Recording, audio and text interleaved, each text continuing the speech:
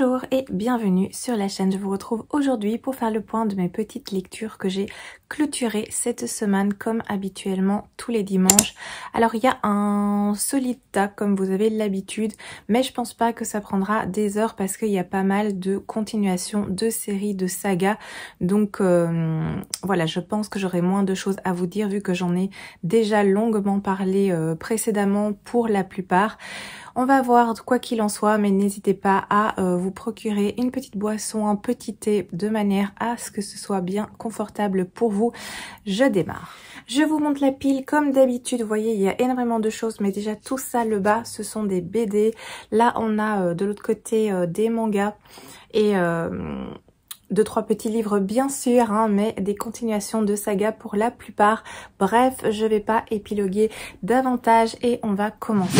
Je commence par les petits mangas. Donc j'ai terminé cette petite trilogie, cette série en 3 tomes qui est Les Fleurs de la Mer Égée.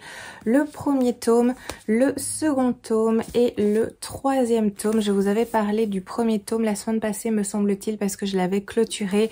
J'ai lu le 2 et le 3 dans le courant de la semaine. C'est fait par Komiku. C'est un petit manga tout mignon, franchement c'est pas prise de tête. On va suivre deux jeunes filles donc qui vont se rencontrer. L'une habite à Ferrare en Italie et l'autre vient de Crimée. La jeune fille qui vient de Crimée en fait est à la recherche de sa sœur, donc elle effectue un voyage assez compliqué aussi pour une jeune fille parce que... je sais pas du tout. Ah voilà, ça se passe au 15e siècle. Donc c'est difficile pour une jeune fille d'effectuer des voyages toute seule, mais elle voudrait retrouver sa sœur qui apparemment se trouverait sur l'île de Crète et elle va arriver à Ferrare. Là, elle va rencontrer Lisa qui est cette jeune fille brune ici qui va l'aider. Et Lisa est passionnée depuis toujours par les voyages, par le commerce également. Elle est très intéressée, elle a de bonnes connaissances dans ces deux domaines et elle va décider de partir avec Ola, qui est la jeune fille qui recherche sa sœur, et de l'accompagner pour l'aider à retrouver celle-ci. Donc voilà, on est dans ce genre de petite histoire. Il y a beaucoup de voyages, il y a beaucoup d'informations historiques. Il y a aussi des informations concernant les plats parce que le voyage va pas être rapide. C'est un voyage qui va prendre pas mal de temps et du coup elles auront l'occasion aussi de découvrir la vie, les coutumes, les habitudes alimentaires des pays ou des villes qu'elles visiteront. Donc voilà, c'est un petit voyage très sympathique au 15e siècle avec ces deux jeunes filles qui vont développer une amitié profonde. C'est mignon, c'est agréable, il n'y a pas d'action, il n'y a pas de prise de tête, c'est fluide, voilà, c'est tout mignon en fait. C'est des petits moments comme ça de vie où on accompagne ces deux jeunes filles et puis c'est tout. Donc ne vous attendez pas à quelque chose d'incroyable, mais moi j'ai passé un très très chouette moment. Je vous montre un peu les planches, les dessins sont vraiment très jolis, les personnages sont très très beaux. Il y a des faits historiques qui nous sont transmis à la fin des chapitres. Je vais essayer de vous retrouver ça. Donc on a pas mal d'informations évidemment sur l'histoire à cette époque. Je trouve ça intéressant. C'est pas lourd au niveau de ces petits renseignements non plus. On n'a pas un cours d'histoire. C'est quelques petites informations comme ça de temps en temps évidemment. Ah voilà, je viens de retrouver. Voilà. Je vous montre ici un petit exemple. Donc là, ça concerne les origines de la mode à cette époque. Et on a un petit peu les vêtements, les chapeaux. Bref, on a des informations sur tout ce qui concerne la mode, le textile. Voilà, c'est fait comme cela. Donc c'est pas lourd, c'est une demi-page et c'est comme ça à chaque petit chapitre, très sympa. Des petites informations utiles qui nous situent mieux à cette période de l'histoire. Donc voilà, bon moment avec ces deux jeunes filles. Après, c'était pas non plus la meilleure lecture de l'année, mais franchement, un très très chouette et mignon petit manga. Je vais poursuivre avec les BD. Alors j'ai lu, je vous l'avais montré la semaine passée parce que j'ai reçu en cadeau le grimoire d'Elphie, le 3e tome, Malaventure en pain d'épices aux éditions Dracou, et je l'ai lu évidemment sur la lancée. J'adore, j'avais beaucoup apprécié le premier et le second tome. Je vous montre un petit peu ce que ça donne au niveau des petits dessins. Alors elle est assez grande donc c'est pas aisé mais voilà. Je vous en ai déjà parlé, mais en gros, on a Elfie qui a un grimoire magique qui lui permet d'exercer de la magie d'une façon assez originale. Je vous dis pas tout.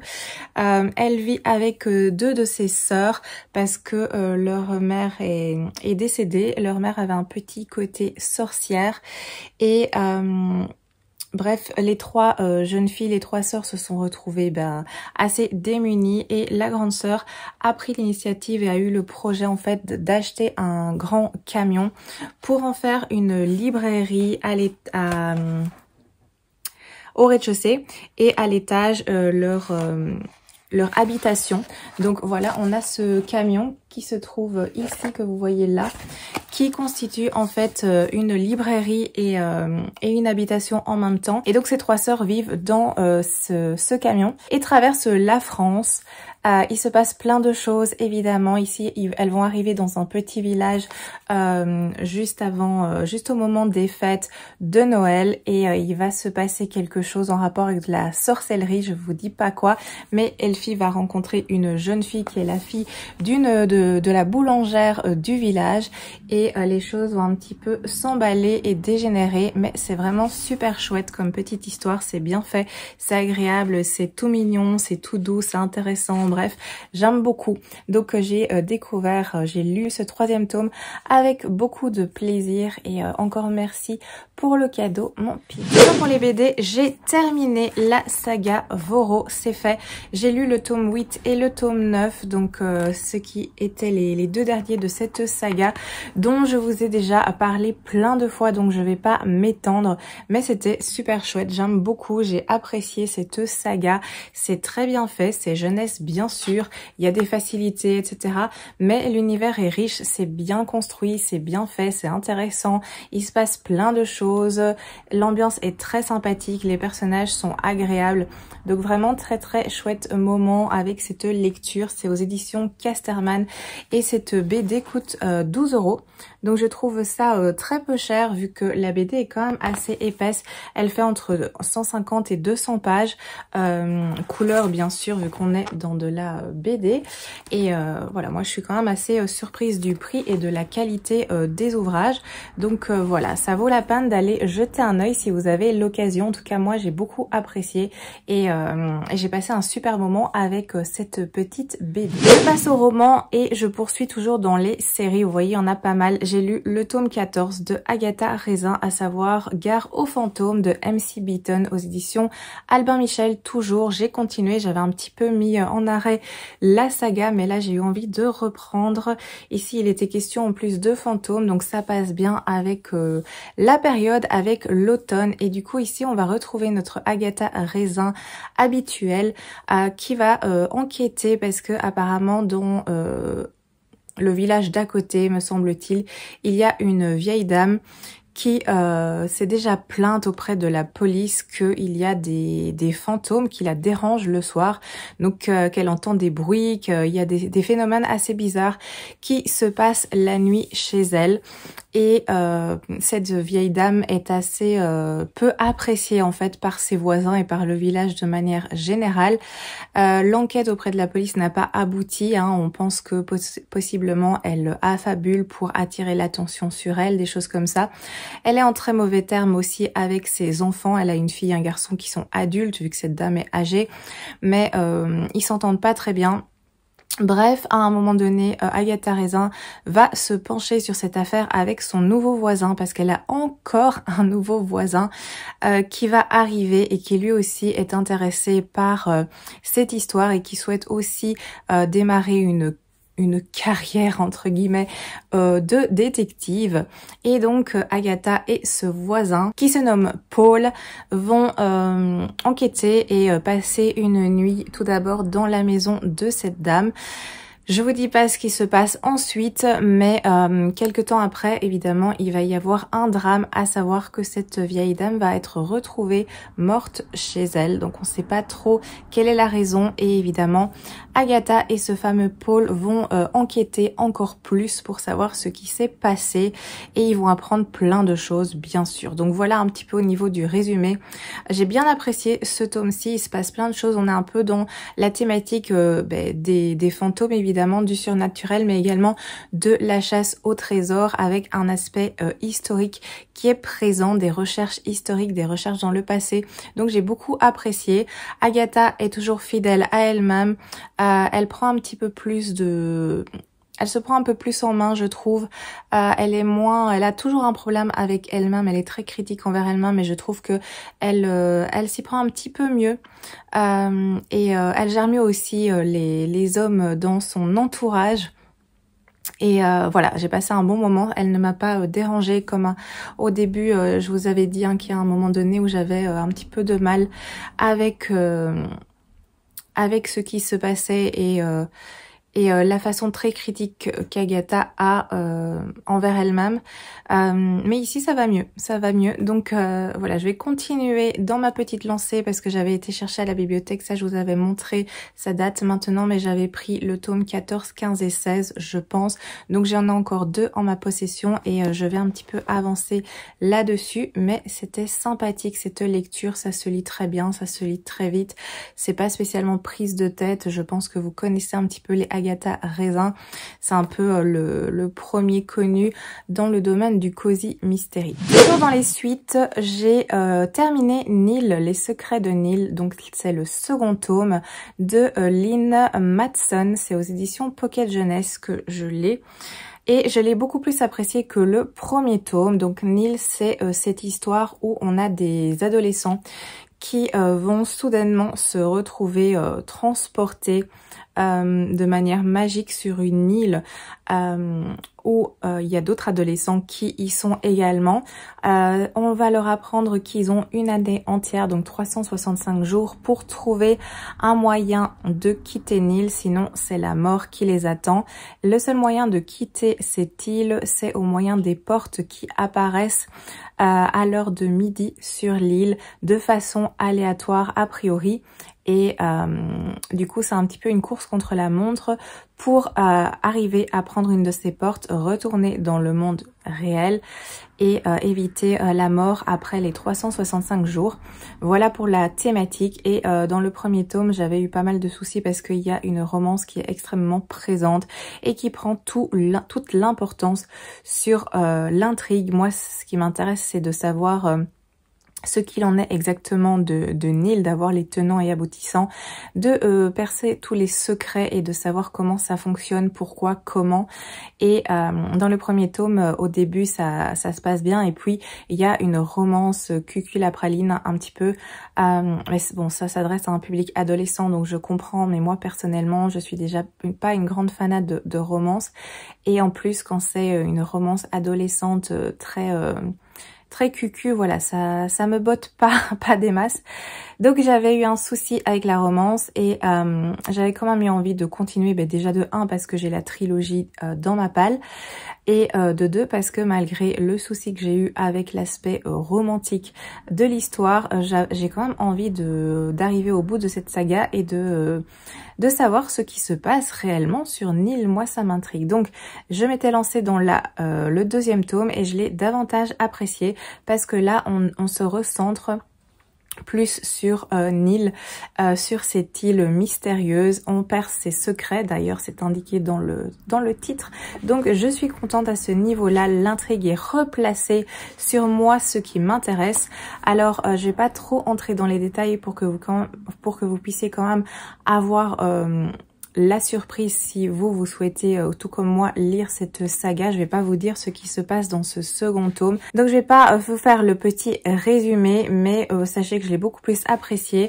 Alors je dois vous dire qu'il y a de nouveau le schéma de la romance qui apparaît, mais elle apparaît vraiment tardivement. Donc pendant toute la première moitié du livre, on est centré sur les intrigues, on est centré sur l'urgence de quitter Neil et d'essayer aussi de la comprendre. Il y a un élément neuf qui va arriver aussi, qui va permettre d'éclairer pas mal de choses par rapport à Neil. Il y a une petite romance, mais elle reste en retrait elle ne prend pas le pas sur toute l'histoire comme c'était le cas dans le tome 1, donc c'est passé avec moi. Du coup là il me reste La colère de Neil à lire. J'espère, je vais essayer de pas le faire trop traîner, comme ça je clôture la saga, peut-être encore dans le courant de cette année-ci, ce serait pas mal, et comme ça une série sera terminée et j'aurai le fin mot de cette histoire. J'enchaîne avec du classique. J'ai terminé Emma de Jane Austen aux éditions Hauteville. Très très jolie édition, je trouve que le livre est magnifique. Je vous l'avais déjà montré parce que je faisais sa lecture en partie audio, en partie papier. Là j'ai pu le terminer. Alors au niveau de cette histoire, eh bien en fait on va suivre le personnage de Emma, on s'en doute. Emma qui est une jeune femme indépendante, volontaire, qui est intéressée par les affaires matrimoniales. En gros, son hobby, c'est de faire en sorte de marier ses proches et connaissances. Emma est une jeune femme plutôt, qui a une vie très confortable. Elle a de l'argent, en tout cas, son père a de l'argent, et elle est vraiment choyée, protégée par son père. Donc elle vit sa petite vie tranquille, et un jour elle va se faire une amie en la personne de Harriet Smith. Et de nouveau, elle va tout mettre en œuvre pour que son amie puisse se marier et faire un mariage évidemment le plus intéressant possible. Et on va suivre tout ce petit projet. Il va y avoir pas mal de rebondissements, il va y avoir pas mal de déconvenues, de déceptions, de surprises. Mais en gros, voilà la thématique. On a Emma qui va essayer de permettre à Harriet de faire un bon mariage. Voilà dans les grandes lignes. Donc au niveau de l'intrigue, c'est pas non plus phénoménal, ça casse pas trois pattes à un canard.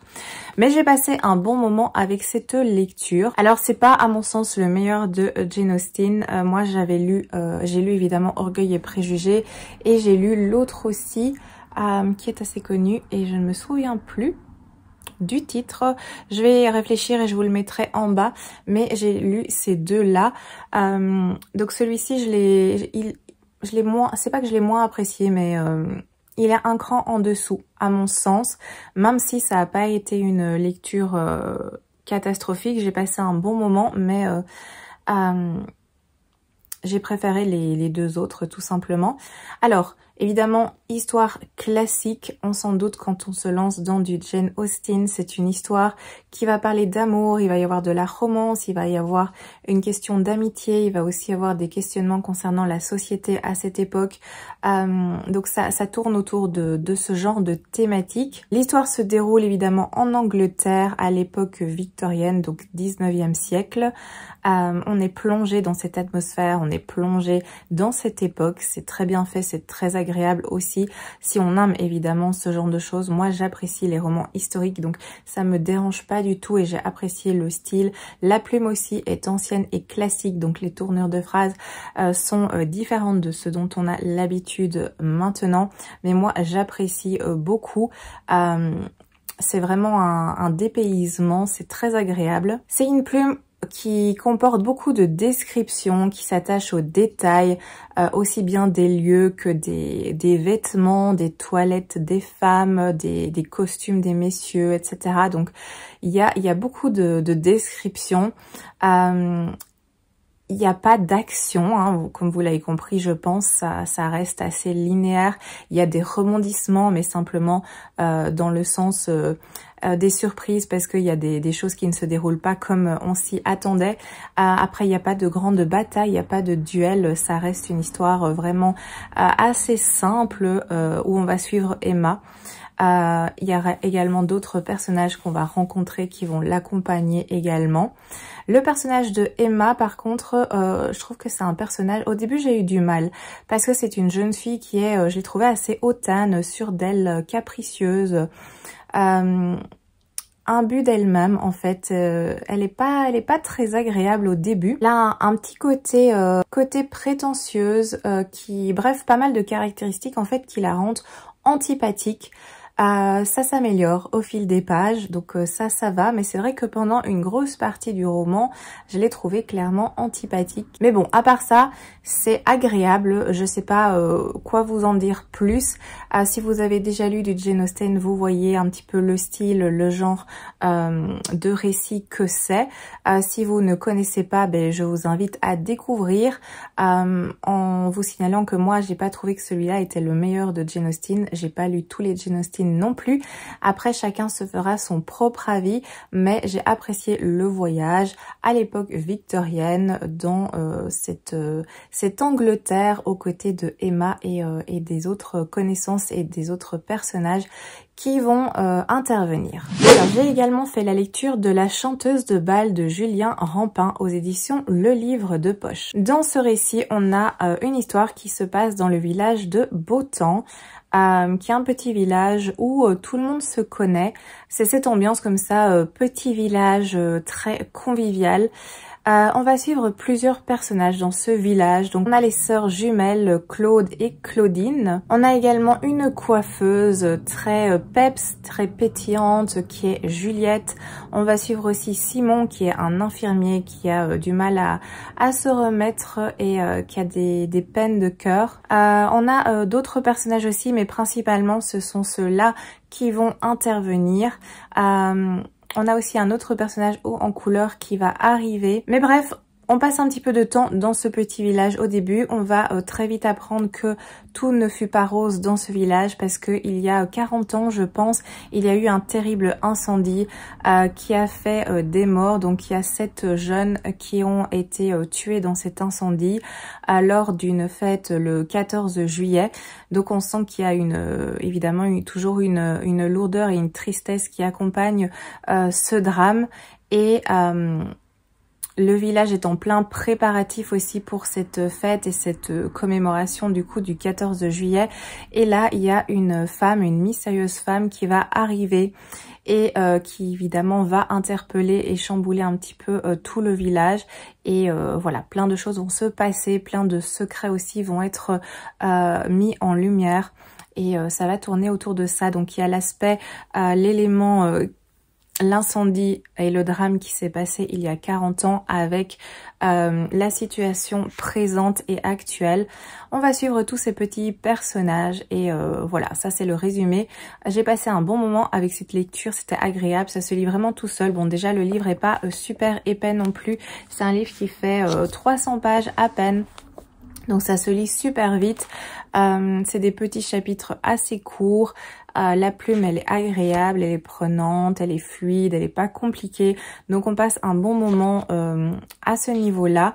J'ai bien aimé suivre les personnages, il y a pas mal d'humour aussi, j'aime bien la plume de Julien Rampin qui est assez simple mais très agréable à suivre avec beaucoup d'humour. Voilà, j'ai pas non plus des tonnes de choses à dire, j'ai passé un agréable moment.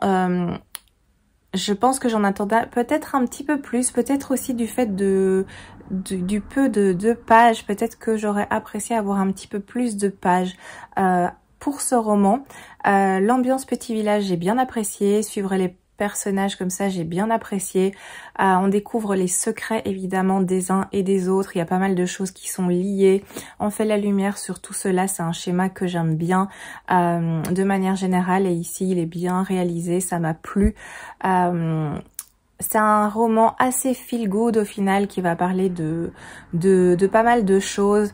Ça va parler évidemment de secrets, ça va parler d'amitié, ça va parler d'amour, ça va parler de tolérance, ça va parler de diversité, ça va parler voilà de pas mal de thématiques. Je rentre pas trop dans les détails justement pour que vous puissiez aussi découvrir tout cela au fur et à mesure, au fil de votre lecture, si vous souhaitez évidemment le découvrir.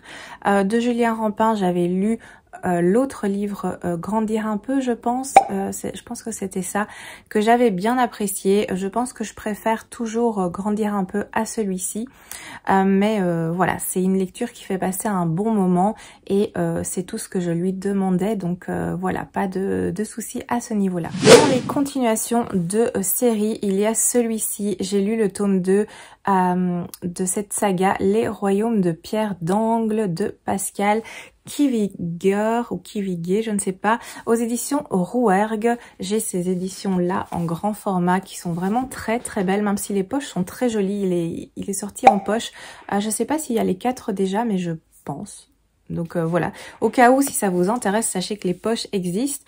Et j'ai dévoré ce second tome. J'avais déjà beaucoup aimé le premier tome, mais j'ai davantage aimé le second. Et pour tout vous dire, j'ai continué, je me suis plongée dans le troisième, donc j'ai pas fait de halte. J'ai terminé celui-là directement, j'ai été me prendre le 3 et je l'ai commencé. J'ai déjà lu une 50aine de pages, 60 je pense, bref. Donc je suis vraiment prise dans cette histoire qui est vraiment très très chouette. C'est une histoire qui s'adresse plutôt à un public jeunesse, young adulte, mais c'est très très bien fait, c'est très cohérent, c'est bien construit, c'est bien amené, donc ça peut tout à fait plaire à un public adulte malgré tout. C'est pas trop jeunesse si ça vous inquiète. Donc dans le premier tome, on suit Thibaut qui est prince du royaume de Pierre d'Angle, qui a quitté ce royaume et qui navigue depuis pas mal de temps avec son équipage. Et un jour, ils vont avoir comment on dit ça, un passager clandestin en la personne de Emma, qui est une femme noire qui monte à bord clandestinement. Ils vont plus ou moins l'accueillir à bord et à un moment donné, Thibaut va devoir retourner à Pierre d'Angle car le roi et son père vient de décéder et du coup il doit reprendre évidemment la couronne. Il doit revenir rapidement parce qu'il y a un petit souci, il y a une ombre au tableau, étant donné qu'il a un frère, un demi-frère plus exactement, qui lui n'est clairement pas un personnage sympathique et qui aimerait bien prendre le royaume à la place de Thibaut. Donc Thibaut doit faire vite pour revenir à Pierre d'Angle. Et voilà, après il se passe plein de choses. Le premier tome se passe en mer quasiment tout le long du roman. Et à la fin, il arrive à Pierre d'Angle. Ici, dans le second tome, on reste à Pierre d'Angle. On va apprendre aussi qu'il y a une malédiction qui pèse sur le royaume. Je vous dis pas ce qu'il en est, mais une malédiction importante qui pourrit la vie de pas mal de gens. Et ici, on va avancer dans cette thématique de la malédiction. Et il se passe vraiment plein de choses. C'est super prenant, c'est super fluide. C'est vraiment très très sympa. Je vous recommande si vous connaissez pas, parce que moi, je fais une très très chouette découverte. Le pire, c'est que ça faisait un moment que ces livres étaient dans ma palle. Après, c'est pas parce que je n'ai pas envie de les lire qui traînent, mais c'est parce qu'il y a tellement de lectures qui me tentent et du coup... j'avais pas pris le temps, je les avais pas mis en priorité pour les découvrir, mais maintenant c'est fait et je suis tellement contente d'être dans cette lancée, dans cet objectif parce que je me régale. Je vais terminer cette saga cette année pour 2024, c'est sûr et certain. Et au vu de la vitesse à laquelle se lit celui-ci, eh bien, je l'ai lu en courant de la semaine, en plus des autres lectures que j'ai faites. Donc, c'est extrêmement fluide et rapide au niveau de la lecture et du rythme. Donc voilà, je poursuis, je continue. Mais ça, c'était vraiment une très très chouette lecture. Une des meilleures lectures que j'ai faites cette semaine. L'autre lecture que j'ai terminée cette semaine, c'est Evie Wilde, le premier tome, qui est donc en fainéantise rime avec magie. C'est écrit par Hélène Harper et c'est aux éditions Bookmark. Je pense que vous connaissez peut-être cette saga parce qu'on la voit un petit peu passer et moi je connaissais pas et j'en ai entendu parler, j'en entendais que du bien, donc j'ai eu envie d'un petit peu tester cela et j'ai bien fait parce que du coup j'ai beaucoup apprécié cette lecture. Donc ici, eh bien, on va suivre Evie, qui est une sorcière un petit peu paresseuse apparemment. Elle est chauffeur de bus.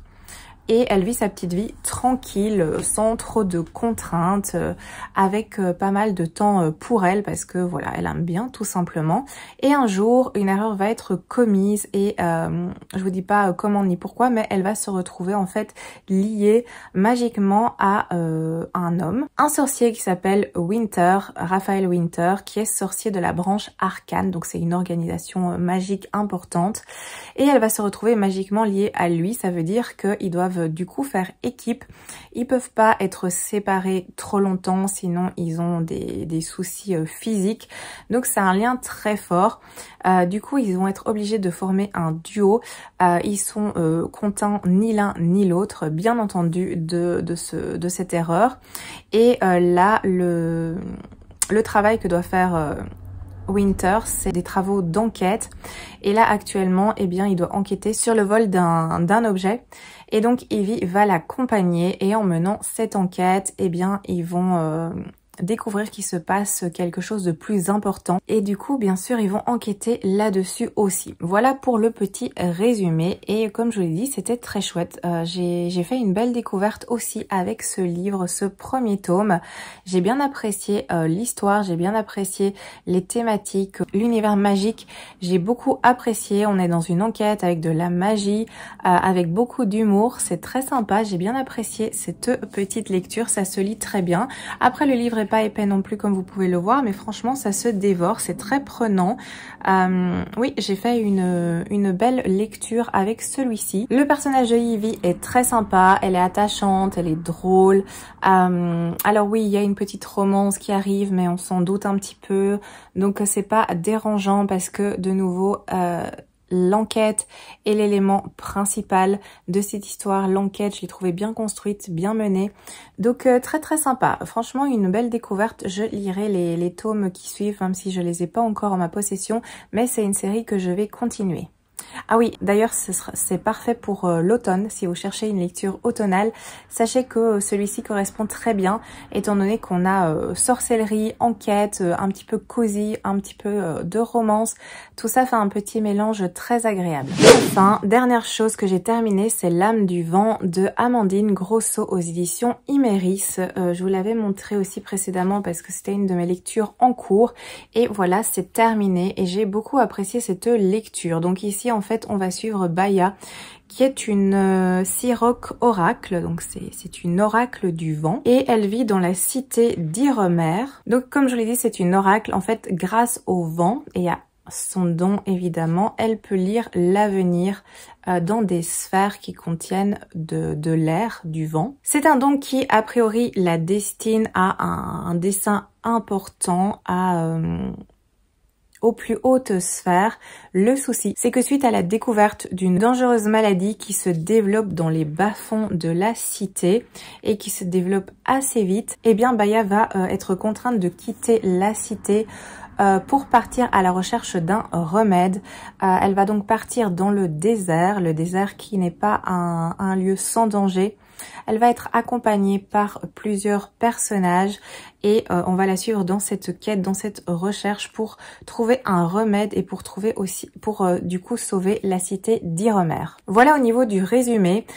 C'était très sympa, j'ai beaucoup apprécié. C'est un one shot, donc chose intéressante, on se lance pas dans une saga, c'est un tome et puis c'est terminé. J'ai bien apprécié l'univers, j'ai beaucoup apprécié aussi la magie liée à l'élément du vent. On est dans un roman d'aventure, on est dans un roman où il y a de la magie, où il y a une quête, il y a des péripéties, il y a un danger qui gronde. Donc c'est des thématiques vraiment très sympas, c'est bien fait, c'est bien construit, l'intrigue est bien maîtrisée, elle est prenante, ça se lit vraiment très très bien. J'ai beaucoup aimé la plume de l'autrice. On a un vocabulaire qui est assez riche, on a des tournures de phrases vraiment très bien faites, bien construites. Il y a un côté poétique aussi au niveau de la plume. J'ai beaucoup apprécié. D'ailleurs, j'ai mis pas mal de petits signets comme vous pouvez le voir parce que j'ai beaucoup apprécié la plume comme je vous l'ai dit. Au niveau de l'intrigue, c'est bien fait, c'est intéressant. On a un univers qui est original, qui est bien travaillé, tout comme les personnages. J'ai bien apprécié Baya. Il y a quand même pas mal de noirceur dans ce roman. J'ai beaucoup apprécié cette atmosphère. J'ai été plongée, immergée dans l'histoire dès les premières pages, donc il n'y a pas eu d'attente. Je n'ai pas trouvé de longueur, je ne me suis pas ennuyée un seul instant. J'ai beaucoup apprécié cette quête et suivre Baya, ainsi que les autres personnages qui l'accompagnent, que j'ai trouvé aussi bien construit et intéressant. Ils apportaient énormément à l'histoire. Donc vraiment une très chouette découverte. Je suis très surprise. J'avais entendu de bons échos, mais c'était vraiment très sympa. Donc je vous recommande, si vous connaissez pas, n'hésitez pas à vous lancer dans cette histoire. C'est assez original au niveau de l'élément magique, vu que c'est le vent qui en est le sujet. Au niveau de la quête, ça reste assez classique, hein. Il y a un danger qui menace, il faut aller... il faut partir pour trouver une solution et pour sauver une cité. Donc là, on a rien inventé, mais j'ai trouvé vraiment que c'était bien maîtrisé déjà et que l'élément surprenant et original, c'était le côté, c'était la thématique du vent, bien entendu. Donc n'hésitez pas à vous pencher sur celui-ci si ce que je vous en ai dit vous intéresse un petit peu, parce que je pense qu'il vaut clairement la peine. Voilà, on a fait le tour de mes lectures faites cette semaine. Je pensais que ça allait pas prendre des heures, mais finalement je vois qu'on est plus ou moins au même timing que d'habitude. Donc bref. Je vais vous faire le petit point comme d'habitude sur mes lectures en cours. Il y a bien entendu toujours celui-là, le pavé, dont j'ai lu une centaine de pages, 150 je pense. Pour l'instant, j'aime bien. Il faudrait que j'avance un petit peu plus pour pouvoir le terminer, parce que c'est une brique énorme qui fait plus de 1170 pages, je pense, si je me rappelle bien. Hein, c'est écrit petit. C'est serré, c'est des pages extrêmement fines, mais je vais y arriver, ne vous inquiétez pas. Sinon, j'ai commencé celui-ci qui est L'Hôpital des Sorciers de Catherine Kuenka aux éditions Scrinéo. Ça se lit beaucoup plus facilement, bien entendu. J'ai lu une 60aine de pages. C'est sympa pour l'instant, ça me plaît bien. Je sais pas trop vous en parler pour l'instant parce que je voudrais davantage avancé. Peut-être que je le terminerai la semaine prochaine pour pouvoir vous faire un petit point à son sujet. J'ai commencé celui-ci qui est donc La Bibliothèque du Manoir aux éditions Twinkle. C'est 10 histoires écrites par différents auteurs autour évidemment de l'automne, un automne victorien.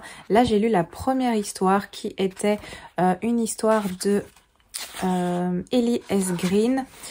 C'est Freak Show, que j'ai beaucoup apprécié, c'était très sympa. Donc voilà, je suis plus ou moins ici. Je ne tiens pas, je m'étais dit que j'allais lire une histoire par jour, mais pour l'instant j'ai pas pu m'y tenir parce que voilà, il y a eu des événements qui ont fait que je n'ai pas pu m'y tenir. Après, pas de pression à ce niveau-là, c'est pas grave, je vais lire un petit conte de temps en temps et pas du coup un conte par jour comme j'avais prévu initialement, mais c'est pas grave. Je vais avancer, comme le premier petit conte m'a beaucoup plu, ben j'espère que la suite va aller vers le même chemin, bien sûr. Je poursuis la saison des disparus. Comme je vous l'avais montré déjà la semaine passée, j'ai pas avancé davantage vu que le royaume de Pierre d'Angle est passé un petit peu devant tout le reste. Sinon, ben justement, j'en parle, mais comme je vous l'ai dit tout à l'heure, j'ai commencé le tome 3. Regardez, il est magnifique. Enfin, ils sont tous magnifiques. J'ai lu ça. 60 pages environ, et vu comment je suis lancée, il est possible que je le termine pour la semaine prochaine. Sinon, j'ai également un petit peu avancé dans Doll Bones de Holly Black. Celui-là, je vais le terminer pour la semaine prochaine parce que voilà, il est tout petit en plus, j'ai pas d'excuses. Je suis à ceci. Ça se lit vraiment extrêmement bien. C'est pour un public assez jeune, donc voilà, c'est... Vous voyez un petit peu la police d'écriture, c'est aéré, etc. Donc voilà, je vous en parle la semaine prochaine. Sinon, dans mes lectures audio, je me suis lancée dans Octobre de Soren Sveistrup. Je ne sais pas du tout comment on prononce, sûrement pas comme ça. Aux éditions Le Livre de Poche, j'ai écouté plus ou moins la moitié. Pour l'instant, j'aime bien. C'est prenant, c'est un thriller policier. On va retrouver le corps d'une femme et à côté de ce corps, on a un petit bonhomme qui a été réalisé avec des marrons et des allumettes. Vous voyez, le petit corps est ici. Et il y aura aussi un parallèle avec une histoire qui s'est déroulée dans le passé le meurtre d'une petite fille. Bref, il y a un élément passé présent et c'est très très prenant. On va suivre deux enquêteurs, deux policiers qui vont travailler là-dessus.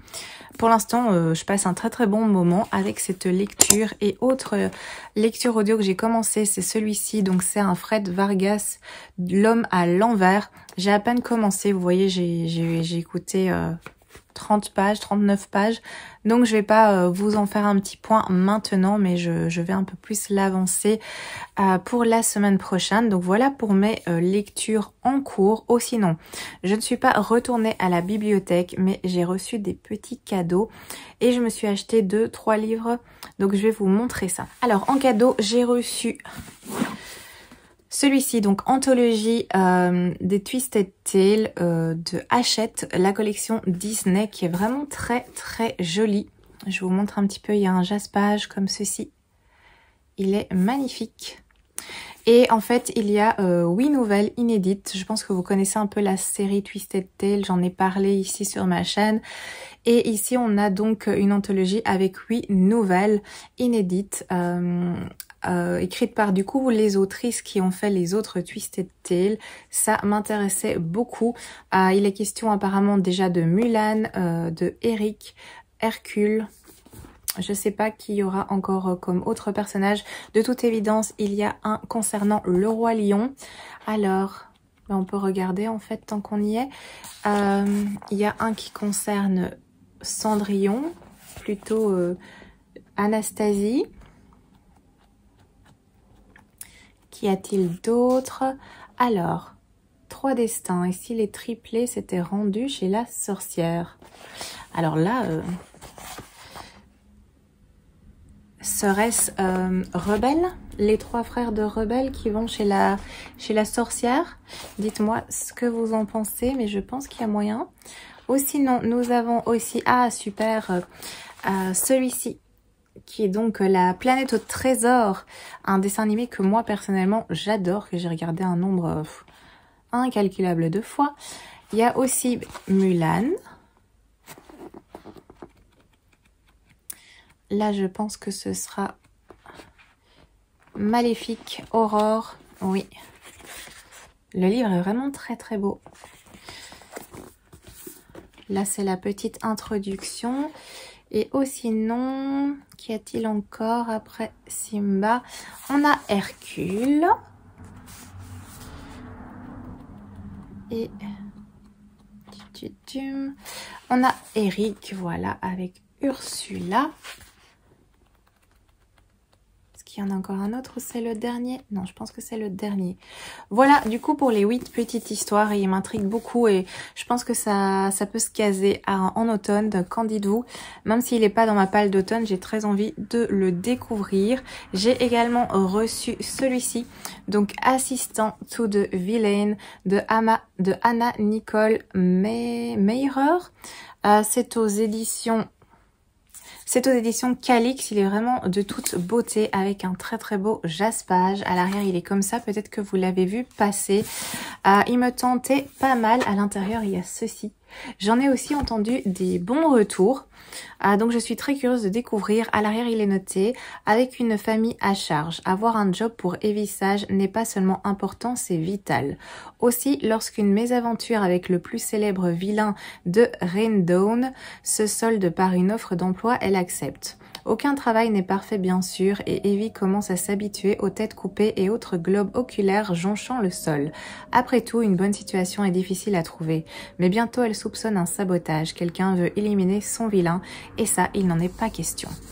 Je pense que ça peut être très sympa, et j'ai très envie de le découvrir aussi prochainement. Je vous ai montré le jaspage? Je sais plus. Bref, pour être sûr, je vous remonte le petit jaspage. Donc voilà, j'ai reçu déjà ces 2 cadeaux-là. J'ai également reçu celui-ci, Stealing House, qui me fait mes super envies. C'est de Alix E. Harrow, dont j'ai, je pense, quasiment tout lu. En tout cas, j'ai lu Le Temps des sorcières, j'ai lu Éclat dormant et Éclat miroitant, j'ai lu aussi les 10 000 portes de January. Je sais pas si elle a encore écrit autre chose, mais bref, j'attendais celui-ci avec impatience. C'est chez Hachette au rayon imaginaire. Il y a une double jaquette, c'est un peu spécial, mais je vous montre ce que ça donne. Donc il y a celle-là, et si je la retire, on a encore, voilà, on a le livre sans sa jaquette avec un rabat comme ça. Et il est comme ceci en dessous, avec le dos comme ça et avec l'arrière comme ça dans les tons mauves. Il est aussi très joli.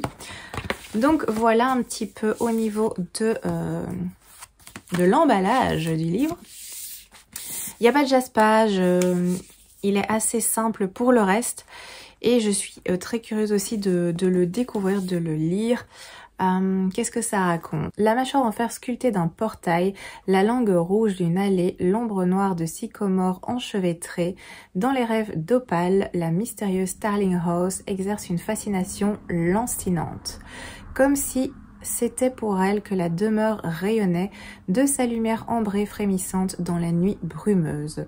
C'est pourtant un domaine interdit dont on ne sait rien et qui tient chaque habitant de la petite ville d'Éden à distance. Mais Opale, sans mère ni vrai foyer, sans avenir ni mémoire, n'est plus à une transgression près. Surtout s'il suffit de quelques gouttes de son sang pour que le portail s'ouvre. Surtout s'il suffit d'écouter des histoires pour que des secrets inavouables se déploient, aussi ténébreux que ses cauchemars à elle.